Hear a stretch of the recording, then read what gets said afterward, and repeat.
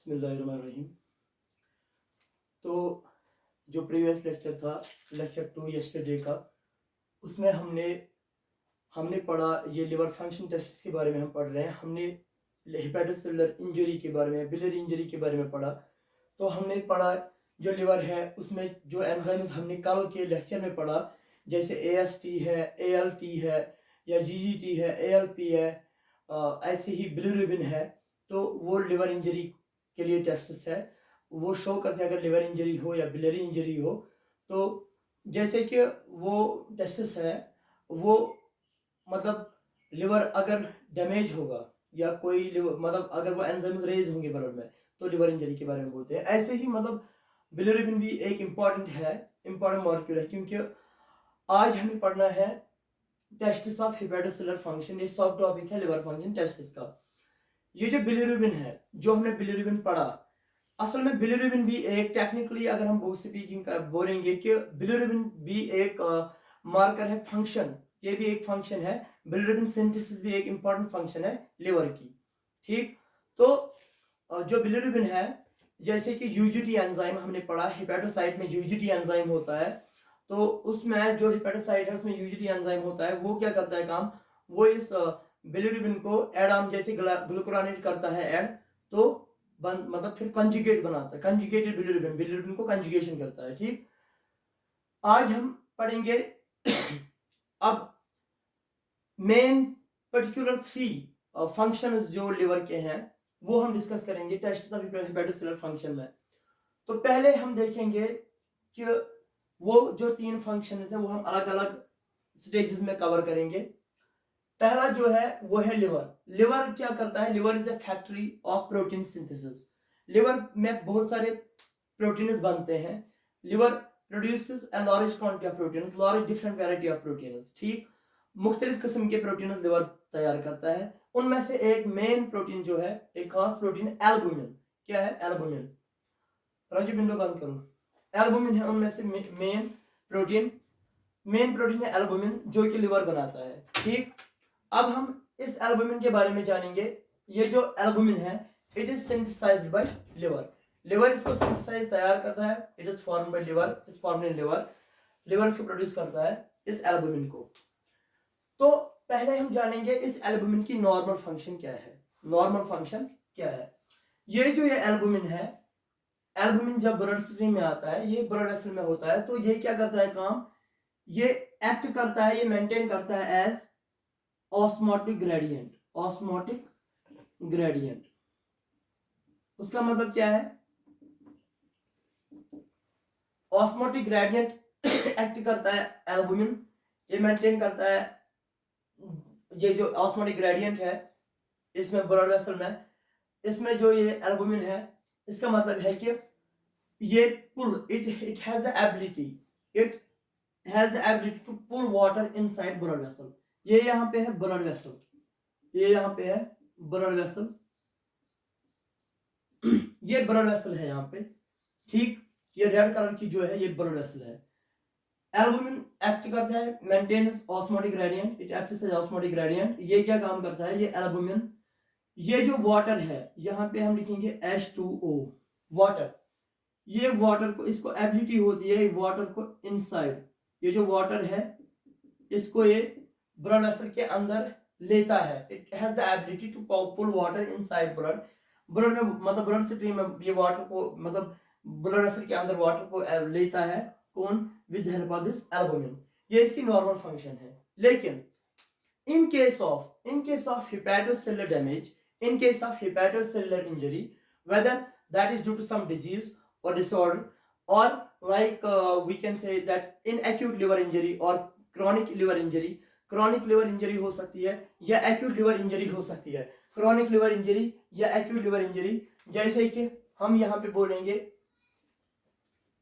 Liver failure में, liver failure, sorry हम इसको थोड़ा यहां से अलग लिखेंगे, थोड़ा इस साइड। अगर यहाँ पे लिवर डैमेज हुआ, लिवर इंजरी हुई, liver failure, complete liver failure, if there is complete liver failure, if there is liver injury, whether that is chronic liver injury, liver or acute liver injury, जैसे कि यहां पे हम इसको लिखेंगे जैसे कि सिरहोसिस, सिरहोसिस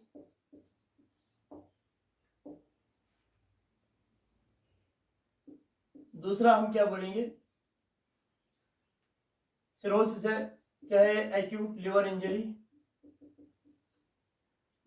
लिवर इंजरी या chronic, chronic liver injury.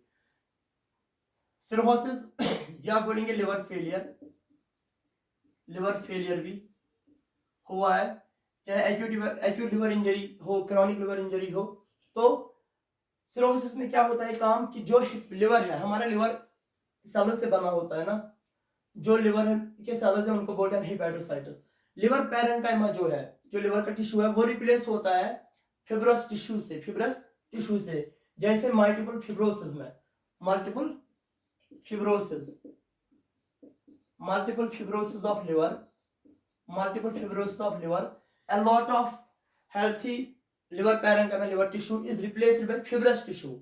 So damaged liver, damaged liver cells, damaged liver, injured liver due to multiple fibrosis of liver hepatocytis or cirrhosis or liver failure, it can't make albumin, it can't make albumin, ये protein नहीं बना सकता। Liver जो albumin की production है, जो albumin की level है वो डिक्रीज हो जाएगी। यहाँ पे एल्बुमिन की प्रोडक्शन जो है वो डिक्रीज हो गई, वो डिक्रीज हो गई, ठीक। तो लिवर बना नहीं पा रहा है एल्बुमिन, क्योंकि इंजरी की वजह से, लिवर इंजरी, लिवर डिजीज की वजह से, चाहे कंप्लीट लिवर फेलियर हो जैसे लिवर सिरोसिस में, एक्यूट लिवर इंजरी या क्रॉनिक लिवर इंजरी या मल्टीपल फिब्रोसिस में। तो उस टाइम होता क्या है कि अब जो ये एल्बुमिन है, अब इसकी प्रोडक्शन कम हो गई है। तो ये जो एल्बुमिन है यहाँ पे, अब इसकी एबिलिटी क्या थी, ये ब्लड स्ट्रीम में वाटर को खींचता था। ये जो आप अंदर रिटेंशन करान ब्लड वेसल में वाटर उस एल्बुमिन, ठीक। तो मगर यहाँ पे हो क्या रहा है कि मसला, जब इसकी सिंथेसिस कम हो जाती है, प्रोडक्शन कम हो जाती है, लिवर इसको सिंथेसाइज नहीं कर पा रहा है प्रॉपर्ली, तो जो ये एल्बुमिन है, जो वाटर है, जो ब्लड वेसल के अंदर वाटर है, यहाँ पे ये जो एबिलिटी थी एल्बुमिन की नॉर्मली के वाटर अंदर लेने की, वो इनहिबिट हो जाती है। यहाँ पे इनहिबिट वाटर अंदर, अब वाटर ब्लड वेसल के अंदर नहीं जा रहा है, ठीक।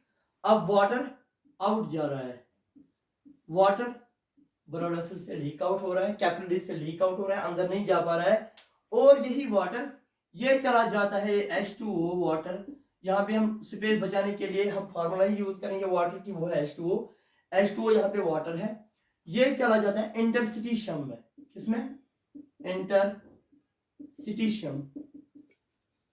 इंटरस्टिशियम, इंटरस्टिशियल स्पेसेस में, सेल्स टिश्यूज के दरमियान जो स्पेस होती है ऑर्गन्स के दरमियान, उसको बोलते हैं हम इंटरस्टिशियम। क्या बोलते हैं? इंटरस्टिशियम है, इंटरस्टिशियल स्पेसेस।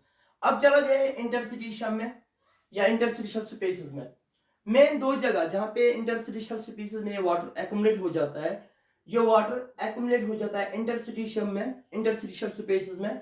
जैसे कि एब्डोमेन में पेरिटोनियल कैविटी होती है, क्योंकि हमारे जो एब्डोमेन के ऑर्गन्स हैं उनके दो मेम्ब्रेन्स होते हैं, पेरिटोनियम मेम्ब्रेन्स, उनके दरमियान जो स्पेस होती है उसको बोलते हैं पेरिटोनियल स्पेस।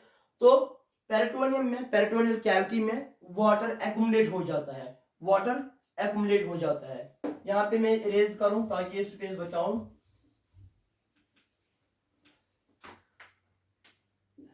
यहाँ पे था सिरहोसिस, सिरहोसिस था। तो अब ये वाटर ब्लड वेसल से बाहर जा रहा है, अंदर नहीं जा पा रहा है, ये इंटरस्टिशियम में एक्युमुलेट हो रहा है, मतलब जमा हो रहा है। किसमें? इंटरस्टिशियल स्पेस में, जो ये ऑर्गन्स है उनके दरमियान या टिश्यूज में, सेल्स में जमा हो जाता है। और ये क्या करता है काम, जैसे ये एब्डोमेन है, किसी लिवर, जो लिवर जिस पेशेंट को लिवर कंप्लीट लिवर फेलियर होता है या सिरोसिस होता है, अगर एक पेशेंट देखोगे आप, उसको लिवर फेलियर है या लिवर सिरोसिस है, उसका पेट स्वेल होता है। क्या स्वेल मतलब? उसको सूजन हुई होती है, जैसे उसका पेट बाहर निकला होता है, ज्यादा, बहुत ज्यादा होता है, बहुत ज्यादा, उसमें बोलते हैं पेरिटोनियल कैविटी। लेकिन नॉर्मली अगर किसी को नॉर्मली ड्यू टू फैट, कोई मोटा होता है, पेट बाहर होता है, वो नहीं, लेकिन जो जिसको लिवर फेलियर एक्चुअल में होता है, उसको लेग्स में भी लेग्स जो टांगे हैं बहुत स्वेल होती है, स्वेलिंग होती है उनमें, पेट में भी बहुत ज्यादा स्वेलिंग होती है। वर्म छो आसान कशिर पे वनान वर्म चमिस वारिया आसान जंगन, बेच आसान खोरन वोरन, बेच आसान यड़। ठीक, ये जो ये वाटर इस पेट में एब्डोमेन में पेरिटोनियल कैविटी में एक्युमुलेट हुआ यहाँ पे ये वाटर H2O, इसको हम इस कंडीशन जब एक्युमुलेट होता होगा water, accumulation of water, accumulation of H2O in peritoneal cavity, accumulation of H2O in peritoneal cavity, इसको हम बोलते हैं ascites, ascites बोलते हैं हम इसको, इस कंडीशन को हम बोलते हैं ascites। ऐसे ही ये जो लोअर एक्सट्रीमिटीज है, लोअर एक्सट्रीमिटीज, लोअर एक्सट्रीमिटीज किसको बोलते हैं हम लोअर एक्सट्रीमिटीज को लेग्स को बोलते हैं। जो हमारे लेग्स है इसको बोलते हैं लोअर एक्सट्रीमिटीज। तो इन लोअर एक्सट्रीमिटीज में इनमें भी जो इंटरस्टिशियल स्पेस है, इंटरस्टिशियल स्पेस है, जो टिश्यू में स्पेस है, सेल्स के दरमियान टिश्यू में स्पेस है, उस इंटरस्टिशियल स्पेस में वाटर एक्युमुलेट हो जाता है, एक्युमुलेट हो जाता है। इसमें भी स्वेलिंग जैसे फूला हुआ होता है ये लेग्स, उसमें सूजन लग रही है होती है, इसको बोलते हैं, इस कंडीशन को इस यहाँ पे इस जो ये कंडीशन है इसको बोलते हैं pedal oedema, pedal edema.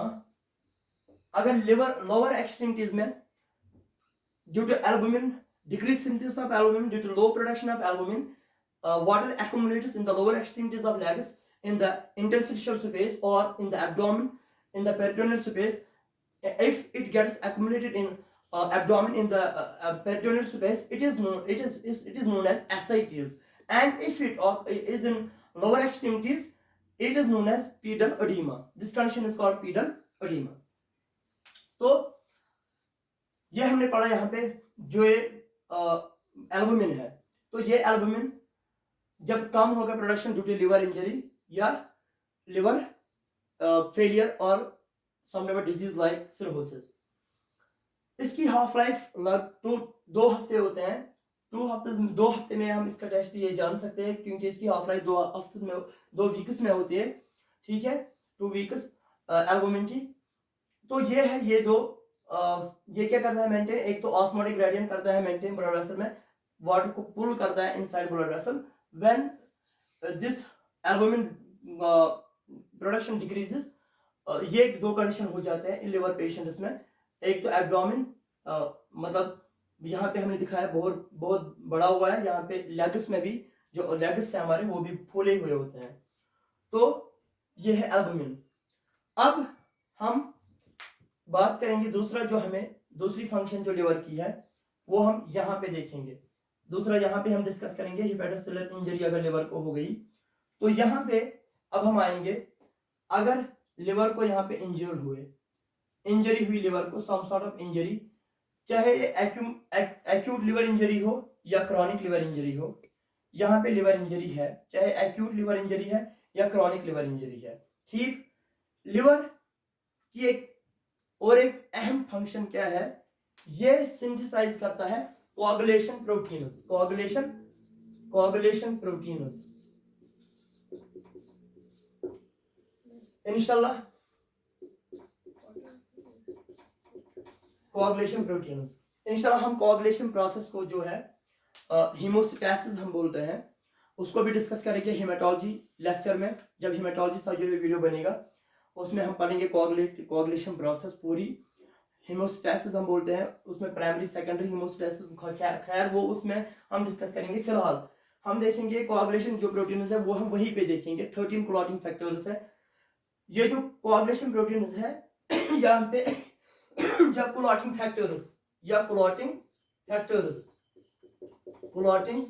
Factors liver कौन से क्लॉटिंग फैक्टर्स बनाता है, ये बनाता है फैक्टर 2 जिसको हम थ्रोम्बिन भी बोलते हैं, फैक्टर 7। ठीक, ये कोआगुलेशन प्रोटीन्स अहम जो है हमारी बॉडी में, ये लिवर तैयार करता है जो ब्लड क्लॉटिंग में मदद देते हैं। अगर इंजरी हुई कहीं पे जख्म आया तो ये जो लिवर मतलब अगर कहीं पे इंजरी हुआ, खून बाहर निकल रहा है नसों से, तो वहां पे खून को रोकने के लिए ब्लड क्लॉटिंग एक अहम मैकेनिज्म है जो हमें अल्लाह ने दिया है, हमारी बॉडी में है। ठीक, तो ये जो ये क्लॉटिंग फैक्टर्स है, ये मदद करते हैं ब्लड क्लॉटिंग में। ठीक, ये जो factor second, factor 7, factor 9, factor 10, ये क्लॉटिंग फैक्टर से 13 होते हैं। लेकिन यहाँ पे हमें मेन ये चीज यहाँ पे डिस्कस करना है, वो हम पढ़ेंगे कोआगुलेशन प्रोसेस में। तो protein C and protein S, protein C and protein S, protein C and protein S, protein C and S, ये जो कोआगुलेशन प्रोटीन्स है ये भी लिवर तैयार करता है। जैसे क्लॉटिंग फैक्टर्स भी हम बोलते हैं, क्लॉटिंग फैक्टर सेकंड जिसको थ्रोम्बिन भी बोलते हैं, 7, factor 7, factor 9, factor 10, protein C and S, इनको हम बोलते हैं प्रोकोगुलेंट्स भी, इनको हम बोलते हैं प्रोकोगुलेंट्स as they induce clot formation when there is injury in a blood vessel or somewhere else in body, they induce clot formation, इसलिए हम उनको बोले प्रोकोगुलेंट्स, ये क्लॉट करने में मदद देते हैं। ठीक, लेकिन तो इसमें जो मेन है वो है फैक्टर 7। फैक्टर 7 जो है ये एक क्लॉटिंग प्रोटीन है जो एक्सट्रिंसिक पाथवे में होता है। एक्सट्रिंसिक पाथवे से मतलब ये एक्सट्रिंसिक पाथवे को मेंटेन करता है, अंजाम देता है। ठीक, फैक्टर 7 जो है मतलब जैसे कि अगर हमारी बॉडी में जब ये जो ब्लीडिंग होती है, इसको स्टॉप करने के लिए हमारी बॉडी में एक ऐसा मैकेनिज्म है जैसे कि क्लॉटिंग मैकेनिज्म, लेकिन उसमें दो पाथवे होते हैं, आपको पता ही है, इंट्रिंसिक एंड एक्सट्रिंसिक पाथवे, और कॉमन पाथवे भी है, लेकिन यहाँ पे एक्सट्रिंसिक पाथवे इन्वॉल्व होता है कौन, फैक्टर 7 यहाँ पे मेन है। लेकिन इससे पहले जो यहाँ पे मैंने ये बनाया, ये है यहाँ पे जीआईटी, ये है यहाँ पे जीआईटी, गैस्ट्रो इंटेस्टाइनल ट्रैक्ट, यहाँ पे इंटेस्टाइन है जिसको हम ये जो हमारा स्टोमक है, इंटेस्टाइन है, इसको हम जीआईटी बोलते हैं, सबको पता है। तो ये जो है यहाँ पे मैंने इंटेस्टाइन का एक क्रॉस सेक्शन लिया, यहाँ पे ये जीआईटी है। ठीक, जीआईटी में एक अहम विटामिन के सिंथेसाइज होता है। विटामिन के हमारी जीआईटी में जैसे इकोलाई बैक्टीरिया वो सिंथेसाइज करते हैं। ठीक, या हम डाइट से लेते हैं विटामिन के या हम ये डाइट से ऑब्टेन करते हैं, डाइट या और माइक्रोब्स हमारे गट में सिंथेसाइज करते हैं, माइक्रोब्स हमारे गट में ये सिंथेसाइज करते हैं, कौन, विटामिन के, यह हमें डाइट के थ्रू मिलता है। ये जो है ये कोआगुलेशन प्रोटीन्स ये डिपेंडेंट है, they are dependent on vitamin K. लेकिन अगर लिवर इंजर्ड है, लिवर डैमेज है, कंप्लीट लिवर सिरोसिस है या ट्रू लिवर सिरोसिस या कंप्लीट लिवर इंजरी है, कंप्लीट लिवर फेलियर है, क्लॉटिंग प्रोटीन्स नहीं बन पाएंगे, तो बॉडी में इंड्यूस जो क्लॉट बनेंगे, बॉडी में अगर कहीं इंजरी होगी तो क्लॉट प्रॉपर्ली नहीं बनेंगे, क्लॉट फॉर्मेशन नहीं होगी, तो ब्लीडिंग होगी। क्या होगी? ब्लीडिंग, जिसको हम बोलते हैं कोआगुलोपैथी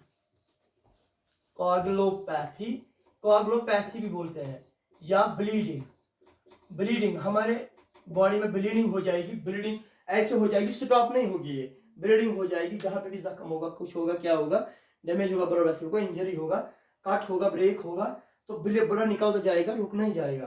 क्योंकि अगर लिवर इंजर्ड है, लिवर इंजरी है, अगर कंप्लीट लिवर फेलियर है, तो कोआगुलेशन प्रोटीन, जब लिवर इंजरी होगा, कोआगुलेशन प्रोटीन कौन बनाता है? यहाँ पे कोआगुलेशन प्रोटीन है, क्लॉटिंग फैक्टर्स है, ये लिवर तैयार करता है, फिर ब्लड स्ट्रीम में जाके ये अपना काम करते हैं, क्लॉटिंग करने में मदद देते हैं। लेकिन उससे पहले जो इन कोआगुलेशन प्रोटीन्स को जो एक विटामिन जरूरी लगता है बनने के लिए, वो है विटामिन के। विटामिन के हमें डाइट के थ्रू भी मिलता है, या हमारे गट जो इंटेस्टाइन है, हमारे इंटेस्टाइन है, जो जीआईटी है, उसमें जो माइक्रोब होते हैं, जैसे माइक्रो ऑर्गेनिज्म एक है इकोलाई बैक्टीरिया है, ठीक है, वो भी सिंथेसाइज करता है vitamin K. These factors, factor 2, factor 2, factor 7, factor 9, factor 10, protein C and S, these clotting proteins they are dependent on vitamin K, they are dependent on vitamin K. अगर vitamin के किसी पेशेंट में vitamin के deficient होगा, अगर vitamin के भी deficient होगा या विटामिन के नहीं कर पाएगा, तो ये प्रोटीन्स नहीं बनेंगे। ये proteins without vitamin K they are not, they can not be made without vitamin K, ये नहीं बन पाएंगे। ठीक है, उस टाइम भी क्या होगा कि ब्लीडिंग हो जाएगी, कोआगुलोपैथी जिसको हम बोलते हैं, जैसे ब्रेन ब्लीड, जीआरटी ब्लीड, ऐसे ही बॉडी में बहुत जगह पे ब्लीडिंग हो सकती है प्रॉपर क्लॉट की ना बनने की वजह से। तो मगर उससे पहले जैसे हम ये जो मतलब विटामिन के है, अब कैसे बताएं कि अगर किसी पेशेंट में मतलब अगर ये क्लॉटिंग फैक्टर्स जो है, ये क्लॉटिंग फैक्टर्स है, ये नॉर्मली बन रहे हैं लिवर में, लेकिन अगर विटामिन के डिफिशिएंट है, विटामिन के अगर कोई और प्रॉब्लम है कि लिवर इन विटामिन को सिंथेसाइज नहीं, इन क्लॉटिंग फैक्टर्स को सिंथेसाइज नहीं कर पा रहा है, मतलब अगर ये विटामिन के की डिफिशिएंसी की वजह से ये कोलाजन प्रोटीन्स नहीं बन पा रहे हैं, ठीक है, ये कोलाजन प्रोटीन्स नहीं बन पा रहे हैं, या अगर लिवर में ही कुछ प्रॉब्लम है कि विटामिन के ठीक से पेशेंट खा रहा है, विटामिन के बन रहा है बॉडी में, लेकिन लिवर में ही ये कोलाजन प्रोटीन नहीं बन रहे हैं। अब हम यही करेंगे टेस्ट कि ये हम करेंगे, यहाँ पे एक टेस्ट है उसको हम बोलते हैं, मतलब यहाँ पे हम टेस्ट करेंगे कि विटामिन के हम बाईपास करेंगे, गट को हम बाईपास करेंगे, यहाँ पे गट को बाईपास करेंगे, ठीक, यहाँ पे गट को बाईपास करेंगे हम विटामिन के शॉर्ट में VIT के लिखा मैंने, विटामिन के IV इंट्रावेनस लाइन जैसे ड्रिप होती है, गट को बाईपास करके हम विटामिन के IV के थ्रू, ड्रिप के थ्रू देंगे इसको, विटामिन के क्या इंजेक्शन में देंगे, किस सूरत में देंगे, विटामिन के देंगे हम पेशेंट को, ठीक। जब हम विटामिन के देंगे तो इसका जो क्लॉट, ये जो क्लॉटिंग प्रोटीन्स थे जैसे कि factor 2, factor 7, factor 9, factor 10 protein C and S, ये बनना, ये लिवर को स्टिमुलेट करेगा विटामिन के ये क्लॉटिंग प्रोटीन्स बनाने के लिए, ठीक। जब ये क्लॉटिंग प्रोटीन्स बनाएंगे तो क्लॉट फॉर्मेशन होगी। लेकिन इससे पहले एक टेस्ट है जहां पे जो हम भूल गए थे, सॉरी, यहां पे मैं लिखूंगा जो हम जिसको हम बोलते हैं PT, क्या बोलते हैं PT, जो विटामिन जो ये है फैक्टर 7 जो है, फैक्टर 7 इन्वॉल्व होता है एक्सटेंसिव पाथवे में, इसको हम टेस्ट करते हैं देखने के लिए कि क्लॉट बॉडी में बन रहा है नहीं बन रहा है। इस टेस्ट को बोलते हैं, हम बहुत सारे जानते भी होंगे, लैब्स में किया होगा, PT या प्रोथ्रोम्बिन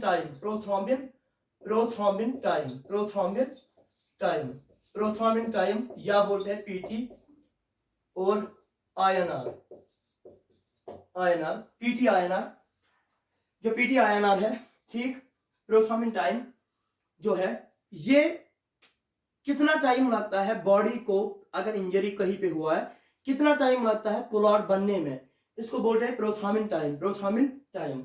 अब यहाँ पे ध्यान रखिए, अगर लिवर कोआगुलेशन प्रोटीन्स नहीं बन रहे, क्लॉटिंग प्रोटीन्स नहीं बन पा रहे, ठीक से नहीं बन पा रहे हैं, डिक्रीज सिंथेसिस है, क्लॉटिंग प्रोटीन्स जो है क्लॉटिंग फैक्टर्स है, कोआगुलेशन प्रोटीन्स इनकी डिक्रीज सिंथेसिस है, डाउन एरो में दिखा रहा हूं डिक्रीज सिंथेसिस, तो PT INR will be higher, जो प्रोथ्रोम्बिन टाइम है ज्यादा टाइम लगेगा क्लॉट बनने में, अगर क्लॉटिंग फैक्टर्स नहीं है, लिवर नहीं बना पा रहा है, जैसे कि clotting factor 2, thrombin, factor 7, factor 9, factor 10 protein C and protein S, अगर ये नहीं बन पा रहे ठीक से लिवर, तो PT INR क्या होगा, जो बॉडी का एबिलिटी है क्लॉट बनाने का, वो क्लॉट बनाने की एबिलिटी कम होगी ना, लेकिन जो PT है प्रोथ्रोम्बिन टाइम जो है, क्लॉट बनने का टाइम क्या होगा ज्यादा, जब एबिलिटी क्लॉट बनाने की वो कम हुई, नहीं बन पा रहा है, बहुत टाइम लग रहा है क्लॉट बनने में, तो टाइम हो गया ना इंक्रीज, PT INR भी हायर। ऐसे ही अगर ठीक से बन रहे हैं तो PT INR भी नॉर्मल।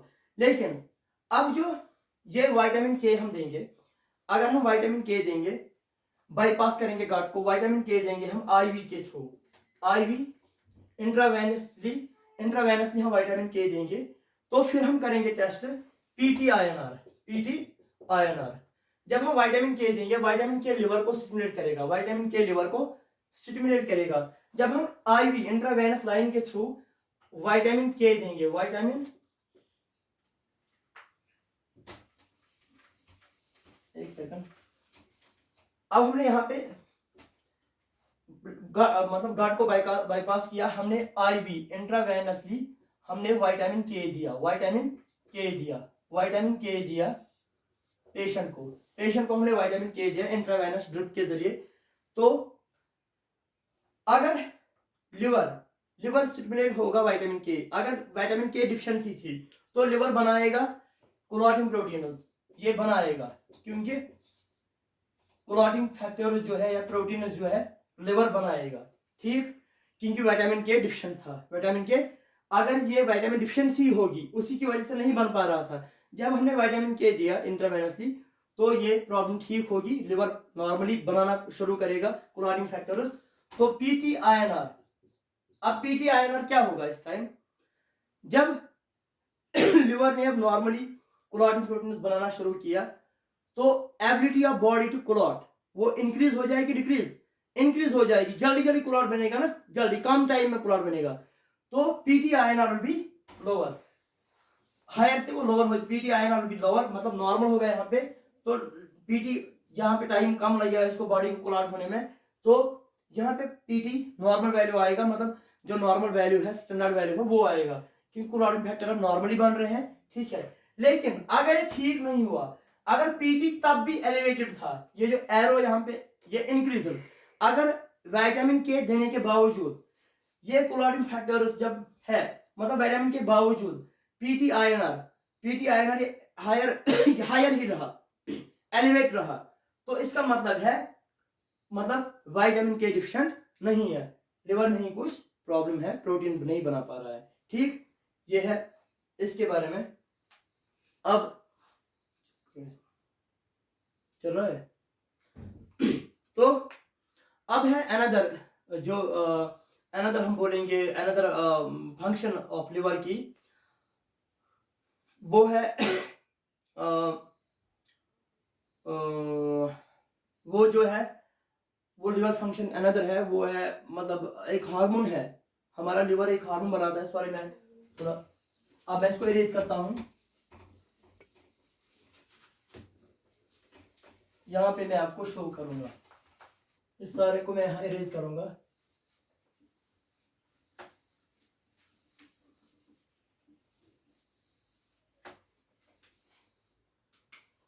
ये यहाँ पे हमारा लिवर है, ये हमारा लिवर है। हमारा लिवर जो है इसकी और एक फंक्शन है, हमारा लिवर इसकी और एक फंक्शन है हमारे लिवर की, ये सिंथेसाइज करता है एक हार्मोन, लिवर सिंथेसाइज करता है एक हार्मोन, ठीक, जिसको हम बोलते हैं TPO, thrombopoietin.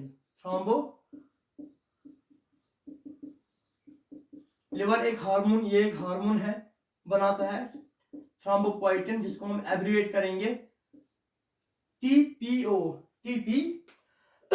this TPO, liver produces a hormone, synthesizes a hormone known as thrombopoietin और TPO। तो यहाँ पे मैंने दिखाया है, ठीक, ये जो थ्रोम्बोपोइटिन है इसकी फंक्शन क्या है, ये यहाँ पे ब्लड वेसल है, ये यहाँ पे ब्लड वेसल है, ठीक, यहाँ पे ब्लड वेसल है, थ्रोम्बोपोइटिन बनाया लिवर ने, ये गया ब्लड वेसल में, ठीक, यहां से पहुंच के जाएगा इसमें, आपने इमेज से ही आप गैस करोगे, ये जाएगा बोन मैरो में, किसमें, हमारी बोन है, क्योंकि हम सबको पता है हमारी बॉडी के जो सेल्स है, चाहे व्हाइट ब्लड सेल्स है या आरबीसीज या प्लेटलेट्स है, फॉर्मल एलिमेंट्स जिनको हम बोलते हैं, ये इनकी सिंथेसिस कहाँ होती है, हमारे ब्लड की cells, blood cell formation bone marrow में हो जाती है। इंशाल्लाह अगले वीडियो में जब आएगा टाइम उसमें भी हम बोलेंगे, फिलहाल अभी लिवर फंक्शन टेस्ट को कंप्लीट करेंगे, उसमें हम बोन वो जो ये जो हेमेटोपोइसिस है उसमें हम डिस्कस करेंगे। बोन है यहाँ पे, ये जो अंदर बोन के अंदर बोन मैरो होता है, ठीक है, बोन के अंदर बोन मैरो होता है, बोन मैरो। हमारे बोन मैरो में बुराकी सेल्स बनते हैं, पैलेटेट्स भी बनते हैं वहीं पे। थ्रोम्बोपोइटिन क्या करता है काम, ये स्टिमुलस देता है बोन को, क्योंकि ये हार्मोन है, हार्मोन से केमिकल मैसेंजर, ये मैसेज लेके आता है किसको, पहुंचता है बोन मैरो को, बोलता है कि पैलेटेट्स बनाओ, पैलेटेट्स बनाओ। थ्रोम्बोपोइटिन टीपीओ ये बोन पे एक्ट करता है पैलेटेट प्रोडक्शन को बनाने के लिए, पैलेटेट्स पैलेटेट्स पैलेटेट्स बनाने के लिए। ये है यहाँ पे पैलेटेट्स बोन। ये एक फंक्शन है लिवर की, ये भी कि लिवर जो है यहाँ पे पैलेटेट्स बनाता है with help of thrombopoietin synthesise करता है, ठीक। तो अब ये फंक्शन, ये भी मेन फंक्शन है लिवर की, पैलेटेट्स बनाने के लिए हमें थ्रोम्बोपोइटिन की जरूरत है। लेकिन कभी अगर लिवर इंजरी होगा, अगर लिवर फेलियर होगा, या एक्यूट लिवर इंजरी होगी, या क्रॉनिक लिवर इंजरी होगी, या जैसे कि लिवर इंजरी में, लिवर इंजरी या complete liver failure, complete liver failure, तो पैलेटेट्स जो है अब अगर लिवर फेलियर है, चाहे लिवर सिरोसिस है, जो लिवर पैरेन्काइमा है वो रिप्लेस हुआ फिब्रस टिश्यू से। फिब्रस टिश्यू में जब फिब्रस टिश्यू होगा तो वो it can't make any protein, it can't make this thrombopoietin because liver hepatocytes जो हेल्थी थे, पैरेन्काइमा था हेल्थी लिवर का, वो नॉर्मली बना रहा था थ्रोम्बोपोइटिन। ये एक हार्मोन है जो कि पैलेटेट प्रोडक्शन स्टार्ट करता है, बोन मैरो से स्टार्ट करवा रहा है। लेकिन अब अगर लिवर इंजरी है, अब अगर लिवर प्रॉब्लम है, सिरोसिस है, या एक्यूट लिवर इंजरी है, क्रॉनिक लिवर इंजरी है, तो पैलेटेट्स नहीं बन पा रहे हैं, ठीक है। तो क्या होगा कि पैलेटेट प्रोडक्शन डिक्रीज हो जाएगी, पैलेटेट की प्रोडक्शन, पैलेटेट्स बॉडी में कम होंगे, पैलेटेट्स, ठीक। यहाँ पे क्या होगा, पैलेटेट्स का काउंट बॉडी में कम होगा। कोई पेशेंट है, इसको PTINR एलिवेट है, PTINR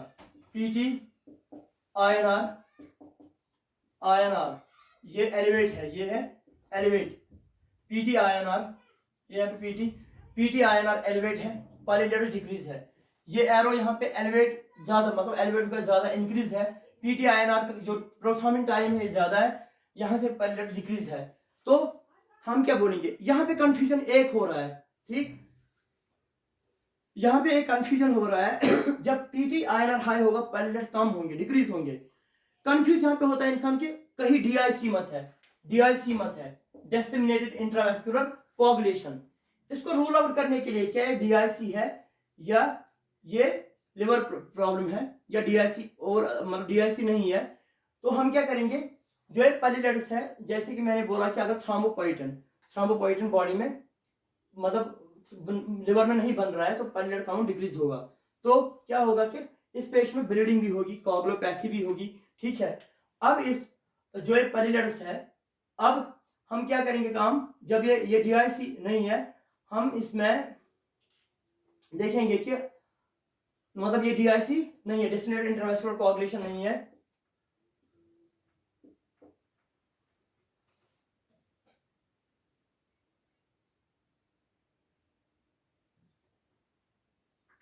एक सेकंड,